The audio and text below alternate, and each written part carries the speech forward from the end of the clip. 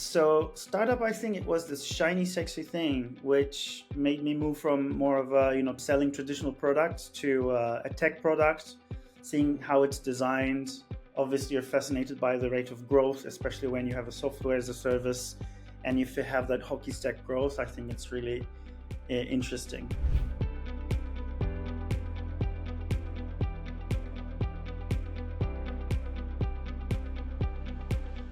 Hello, dear listeners. So, welcome to the Startup Sales Talks podcast, episode number 19. We're almost at the end of the season one, and we have a really great guest, Alper. He's calling from London. How's your Q4 for you? How are you doing? Q4 is my first quarter, so we'll see. I'll tell you more about it. Okay, great. We can touch upon that a bit later on.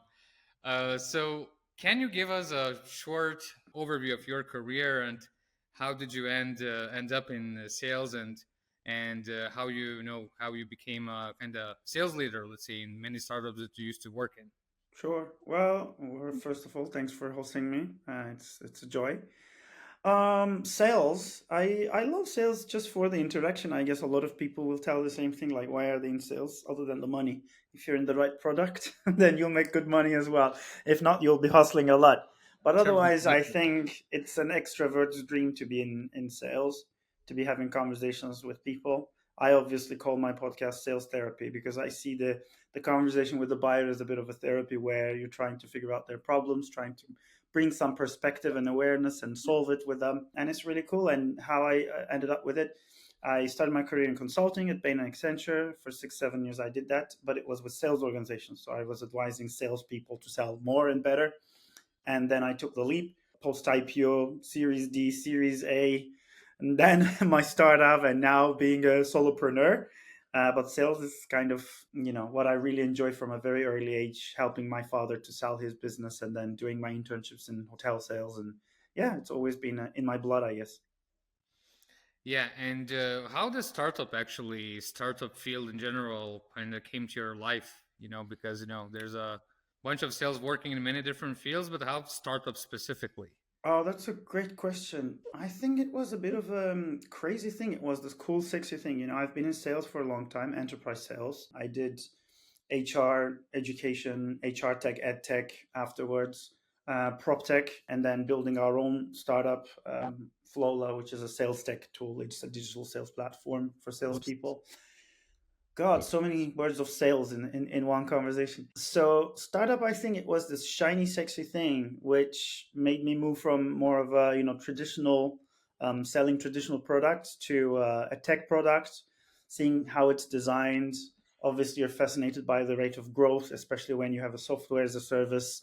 And if you have that hockey stick growth, I think it's really interesting. So, I guess that sexiness of the startup world kind of lured me in.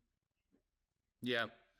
And what kept you going throughout all these years? Because I don't know how many times I wanted to quit sales, like career. Yeah, I probably will be a millionaire if yeah, for each time I'm going to get at least €1. But yeah. what kept you going? Because when I speak with sales leaders, everybody has a bit different reason. What was yours? Oh, yeah, another great question. I think I like the independence of it, the ownership of it. Um, every salesperson I see it a bit as a business owner. Now I've been a founder, startup founder for the last 4 years, and I think sales is the closest experience to being an entrepreneur, a founder, because at the end of the day, you're in charge of your own territory, your own product, your own revenue goal. Being a founder is also like founder-led sales is really interesting because you're not only selling your product, but you're also working on marketing. Fundraising is a sales. I feel like every conversation in a way is a little bit of a give and take, a bit of convincing, a bit of negotiation, influencing. I don't want to sound like really cheesy, but life is about selling, unfortunately, at the end of the day. So life keeps me going, so sales keeps me going too. Yeah, nothing happens if nobody sold anything to anyone really in their life, right? Absolutely. Amazing. Yeah, I had actually my both parents are sales Mm, managers. There you So go. what I heard from the childhood, they complain a lot and they're really nervous people. Yeah, that is true. Anxiety. Yeah. Quarter by quarter. Yeah, definitely. Like if you don't make it for 2 quarters, you're out. Is the the SaaS norm. I think it's a bit more flexible in more traditional sectors.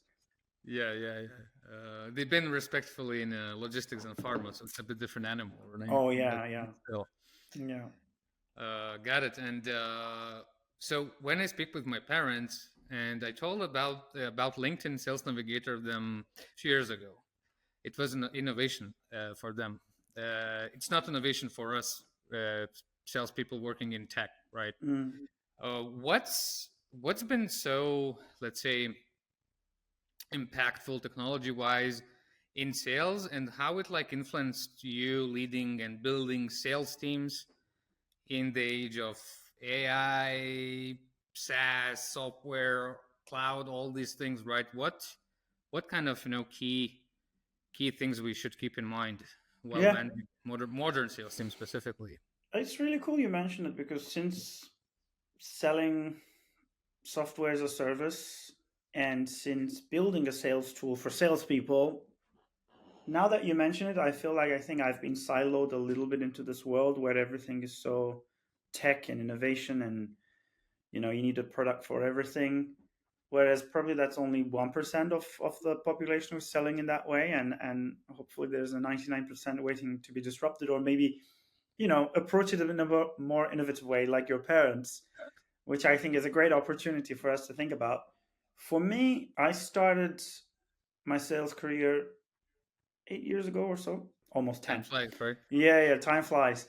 And I remember building my own territory because we didn't have an SDR or anything. So it was always from the ground up. I'll always build my own go to market strategy, blah, blah. And I was sending like emails one by one. I didn't even know anything like, email chain on Word, whatever that thing was called. So if you think about how far we've come from that world of like sending things one by one to the outreach tools, which then penetrated the whole market and like penetrated the shit out of the whole market, and everyone's sick and tired of their inboxes. And now I think the trend is a bit more async, selling and buying. Like since building Flawless, especially, we observe this. A lot of buyers want to be left alone, but at the same time they want to be handheld. So it's a bit of a difficult situation for the seller because they don't know when to be present, when to kind of interfere and intervene in the right way, which is sort of what I coach people on right now. Because you don't want to be following up or chasing people when it's not the right time or opportunity to do so. So although tech somehow enables us to do those things better, at the same time, I think there's a bit of tech fatigue in certain portions of the sector. At the end of the day, I like that there are a lot of tools you can pick and choose from, but a lot of people are finding it difficult to be inundated by all those tools. And a lot of people are finding themselves, rather than being told by the salespeople to do what, that they would rather do their own research, like async. Therefore, things like digital sales rooms, like Flowla that we've been building, start making more and more sense. And how do you, so with those digital sales rooms, I always had one question. I tried to implement them in my flow, Yeah, but what challenge I really encountered is that for prospect is just another platform, another tool, like yeah, another thing to take care of yeah, on the top of a million other tools that they use on the daily basis. Like, yeah. what do you think about this in general? I think that is very true. I think with everything, it is the right buyer. If you have the right buyer who benefits from it, the right user who benefits from it, then it's true. But with anything you do, you can have that. Like we certainly have been having that issue, and as an advisor to Flow, I'm still working on that issue right now. It's a bit of it's a mix of things. I think digital sales rooms are great. When we started building the product, it was more. I've been in enterprise sales forever, so when you're in enterprise sales, it's very complex, multiple stakeholders. You need to multi-thread a lot. To move the deal is very difficult. So a platform which can bring both the buyer and the seller, all the content, all the conversations in one place, which gives you insights about how they interact with the flow, with the digital sales room, I think is really useful for that sort of buyer. We also see that it's really useful for the client success handover as well. Like everything is in one single place. But if you have high velocity sales, you're jumping from one small ACV deal to the other, then it's maybe not that relevant for you. Like I now use it in my advisory business for the first introduction, because I want to present a lot of information. Then I get to see how people are looking at my content, what are they really interested in, etc. So different users for different people, but it's not a thing for everyone. And final thing I'll say, I know I talked a lot, but unfortunately, there's a bit of client education with everything. I always give the Mhm. same example, but it took me 5 years to start using Notion, and now I can't live without Notion. So I Mhm. think there's a bit of that element. Like in the next years, we will start seeing more and more salespeople using digital sales rooms in an effective way. Yeah, I think you had a great point about like if you're selling to enterprises and you need to manage multiple stakeholders, then it totally makes sense. It's a bit more difficult with SMBs probably. Yeah.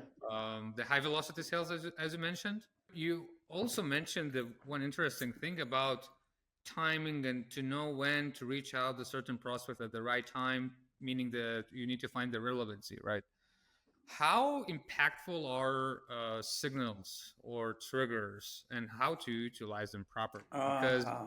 I see two camps right now. Yeah. One, until it's like overrated stuff. You just need to go after them regardless the signals, regardless the triggers, because still you're going to kind of establish that relationship and maybe it will monetize down the road. So doesn't matter. Another camp is like you must do this. You must include like the certain signal in your process and to kind of work based on that. So where are you, and in general, what do you think about that and how to utilize it Yeah, I properly? think the most important thing about sales, especially like it depends a bit on like complex enterprise sales, big tickets. That's a lot about relationship building, takes time, nurturing, being in the right place in the right time, going to the right events, putting the right information out there, right? So if you're closing multi-million-dollar deals, which was my past life before building a SaaS tool, signals there are different. Then if you're doing high velocity sales, like anything under, maybe 1,000 ACV or whatever, then it's more about high velocity sales. There's reps who do 10 demos a day, etc. The reason I start from there is you need to work backward from what are you selling, therefore what's really critical for you. And I am definitely team you need to integrate more signals to your the way you sell, because even if you say you're not, if you're not using AI, or if you're not using some tech tools or outreach tools which give you signals and whatever, at the end of the day, for you to sell, there's two things. There is the velocity of that sale, which is going to happen, like how quickly are you going to close your deal. And then there's the deal size. We covered the deal size, and then it comes to the velocity, because it's a quarter by quarter game. You need to be closing, always be closing. And I still think, therefore, signals really help with making sure that you're closing in a more repeatable and scalable way. So I am definitely team signals using, revenue intelligence tools. There's now an array of them. You can have things for $20, you can have things for $1,000. But even with, like, for example, with Flola, I'm using Flola for the signals that I get. Like if I have Mhm. someone join the digital sales room and checking out a document again and again, like more than 5 times, then I can have a trigger, and I can create a sequence where I'm following up in a meaningful way. Because the last thing you want to do is follow up people without any intention, just chase for a signature. Like chase meaningfully, and for that you need the signals, I think. Makes sense. One of my favorite signals at this point is website visits, Yeah, especially the longer ones, the durate when they see the duration more than 1 minute, yeah, meaning that they read something, maybe it's yeah. like If they not check your accidental. pricing. Yep. And Yeah. when they do that multiple times, that's the one that you want to go after for Hmm. sure.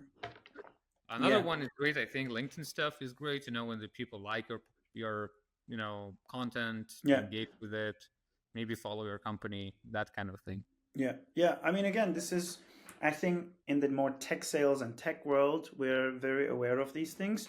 But if you're selling, for example, industrial air conditioners, then you have your other signals, which is, like a certain factory being built, and you're going to be aware of that. But how are you going to do that? Is by being in touch with the right people in the industry. Again, that's a signal. So signal is not just these.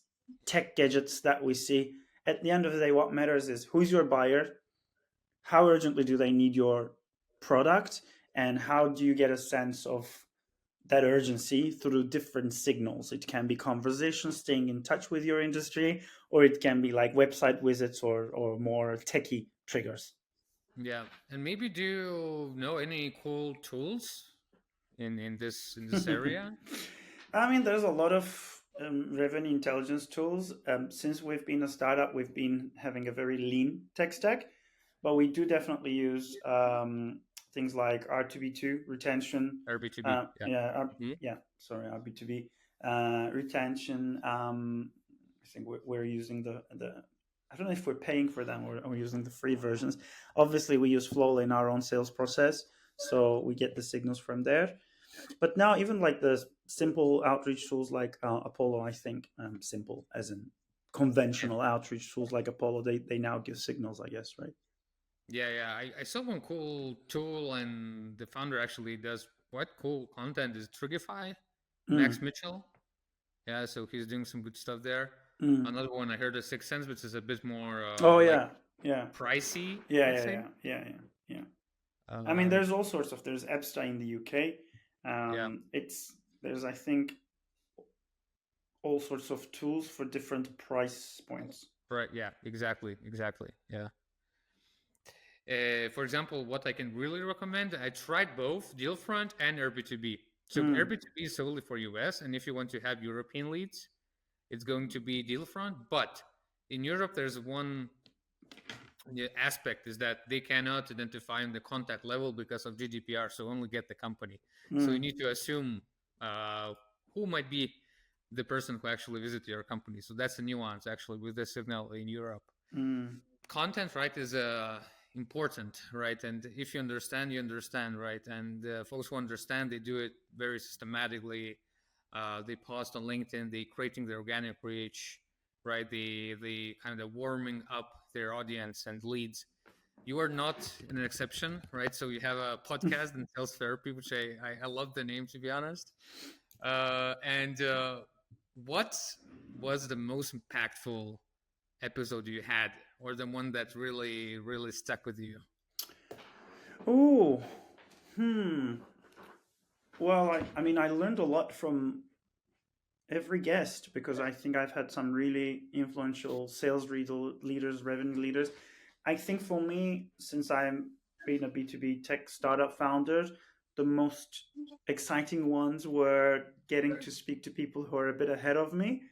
So for example, we're pre-seed, seed, and when I talk to somebody who is in Series B, who's gone through the process of what I've done, that is really exciting generally. So, I had the founder of Walnut, the founder of Epsta. Those conversations were really interesting. And now, since I am now advising other founders who are on this pre-seed to Series A journey that I've done multiple times, I think the ones that stick out mm, are generally around, those how do you get to your first 20 customers? How do you figure out message market fit? When do you understand that you've really figured PMF? Because different people have different understanding of PMF. There's definitely that startup founder B2B fundraising and early traction, building your way to 1 million ARR, like those things that stand out. And on the other hand, I've talked to some, more maybe big shots like I don't know if it's the right thing to call them veterans, but like people like Andy White, Gemma Reiner, those kind of people who are very like in the philosophical side of sales, So, for example, I learned the concept of the good enough decision from Andy, which is really cool. Like your job as a salesperson is to help the buyer to make a good enough decision. So it's not about sharing everything all the time. It's about knowing when to share what at what point, and helping them, make a good enough decision, basically. So, for example, that one sticks with me. Hmm. Actually, this is what I realized when I started to doing podcasts, how much I learn actually from the podcast. And it's such a great platform to learn things from Mm. others because you need to listen actively. Like you can't do another thing by doing a podcast, right? Like, I mean, I you hope need to be so. engaged. It's not a Zoom meeting when you can check your LinkedIn on the top. So And you shouldn't be checking your LinkedIn on a Zoom meeting either. Any listeners, don't do that. guilty. Okay. Exactly. But in general, like, why the salespeople, not necessarily salespeople, founders, they should do podcasts? What do you think? Like, what kind of benefits face them? First of all, I don't know if everyone should do podcasts. Like, great question. Or at least Actually, why you decided to do that? I Like, can tell you why I yeah, decided. It was obviously to build authority, to generate better leads, more. A lot of things. So I think as an early stage startup, what you do is you get somehow to a certain MRR through your network, through warm relations. And after that, you start thinking, okay, how am I going to go to the next stage? Because you hit a wall where you need to be known by people who don't necessarily know you. So you might depend on your VC relations for the right introductions. You might start spending a lot of money on ads, outreach. I definitely don't recommend you to do that before you figure out your message market fit, because then you're going to be just burning a lot of money, which we avoided doing. And in a lot of the things that we've done, it's always been very cost conscious. Like, for example, non scalable things like launching an influencer almanac, where if you bring like the best post of 100 people into an almanac and you launch it, then people are willing to repost it. Therefore, you get like 500,000 impressions. The podcast was a bit of a similar approach. Like, how do I do something um, at a fraction of the cost as a frugal early stage founder? Although we raised about 1.5 million, still money, can go fast. It was a way to build relations, build authority, build domain knowledge, and also some of those relations will lead you to like quick wins. Like, some of them can become your customers. When they share it with their circle, people will start hearing about you. So actually, you get customers from being reposted about those things. So there's lots of benefits to it, but it's a very difficult thing to do as well. It's not for everyone. it's true.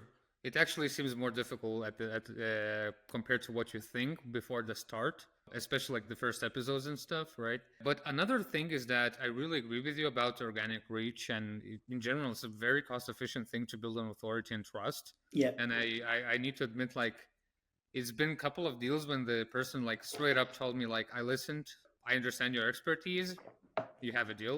Yeah. Pretty much like, Yeah. if I wouldn't have a podcast, that wouldn't be the case Yeah. 100%. Yeah. So that's very powerful. And what do you think about the premise that I'm hearing more and more, that founder first should build an audience and then they can do many different things regardless? But Mhm. first they have an audience, and the audience, what will matter the most down the road? Is it basically a founder brand? Can What do you you think about have this premise? founder? Yeah, I've been reading this book from Dave Gerhardt. I actually have it next to me. This one, I don't know if people see it. Founder brand. So, can you tell me a bit more about that? What do you mean? Like, what is the essence of the question? Yeah. Moving forward, it's not going to be so important what you build, but Hmm. it's what kind of audience we have. Okay. So basically, audience first and product second. Hmm. Not sure I agree with that, because at the end of the day, product is king. Like, that makes or breaks a deal. Just because somebody likes you, um, doesn't mean they will buy your products.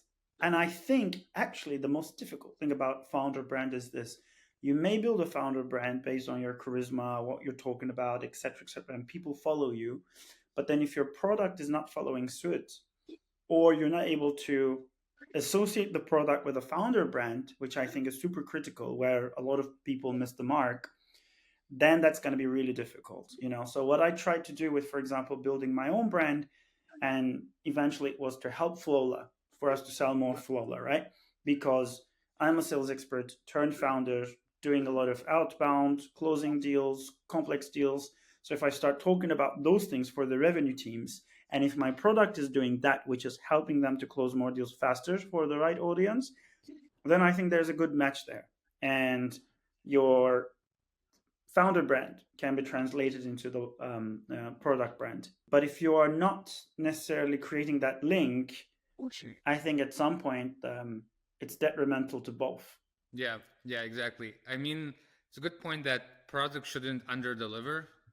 Yeah, based on the stellar brand that you have, it's not going to save. The product still should be aligned, right? yeah, absolutely. And I think product is king at the end of the day because, yes, as a founder, why do you build a founder brand? Because at the beginning, like, that's all you have. People don't follow, product pages on LinkedIn. They follow founders, what they have to say.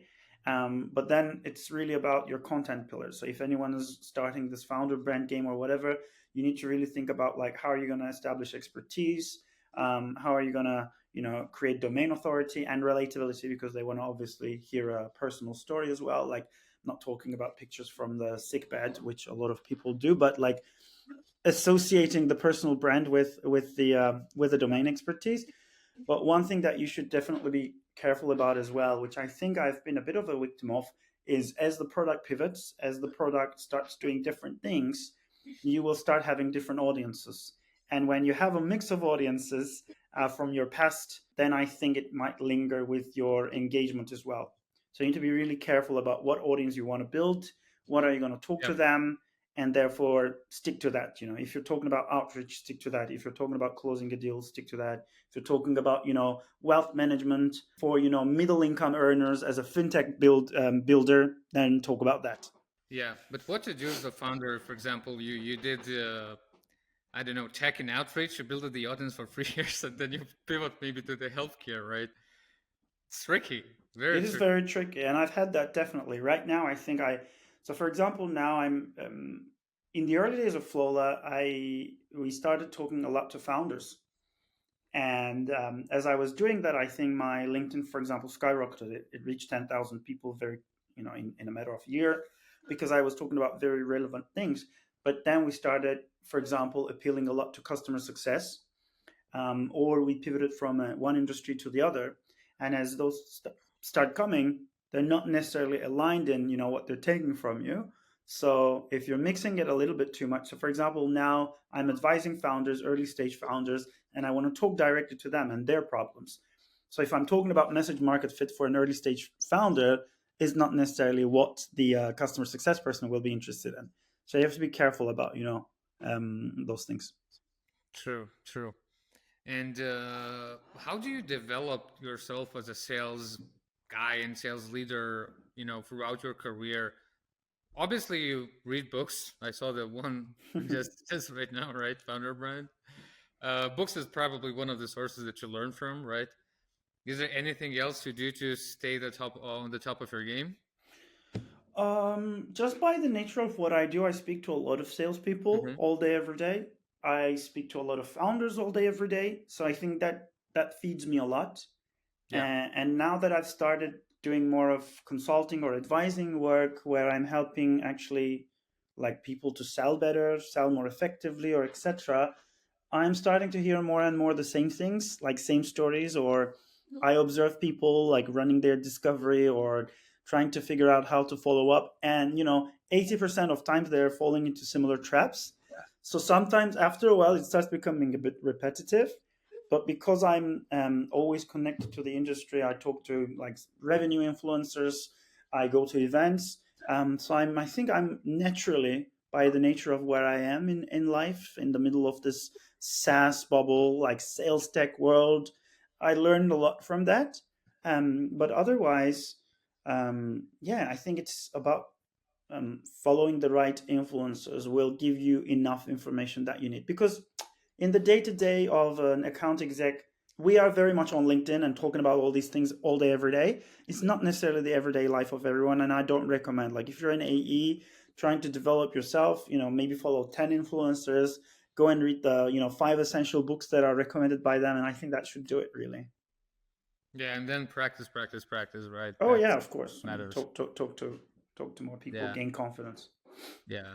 And actually, like the good manager, it can do wonders for you, but on the flip side, it can really do very harmful things for you as well, because you can pick the wrong habits or the wrong philosophy about things. Actually, good people I know, they had seen both, Oh, bad yeah, yeah, bad yeah, good managers, and they pick their own kind of yeah, thing from each one. yeah, absolutely. I agree. Amazing. Alper, I really appreciate your time today and telling all these interesting things and sharing your knowledge. And for the people who might be interested, maybe to get in touch with you, maybe they want to talk with you about consultation or anything like that, what is the best way to reach out to you? Oh yeah. So basically, the last 2 weeks ago, I announced that I launched my own advisory, which is very hands-on advisory. What I do is I advise founders, especially and revenue teams, on three things. One is go-to-market strategy and fundraising. Then I do run a founder-led sales accelerator, and we do sales optimization. So these are the three areas that I focus on. So if anyone is looking for free advice on that, I for the first 1 or 2 sessions for free. It helps with my learning as well. I'm on LinkedIn. I have a website. I'm sure you'll share it. And just listen to an episode of Sales Therapy, and you'll figure out what I'm about. Amazing. So the website will be in the description of this episode. Alper, again, thanks for your time. Congratulations on your new business. Thank you. And best of luck to close it before. Absolutely. Thanks, Dom. Bye.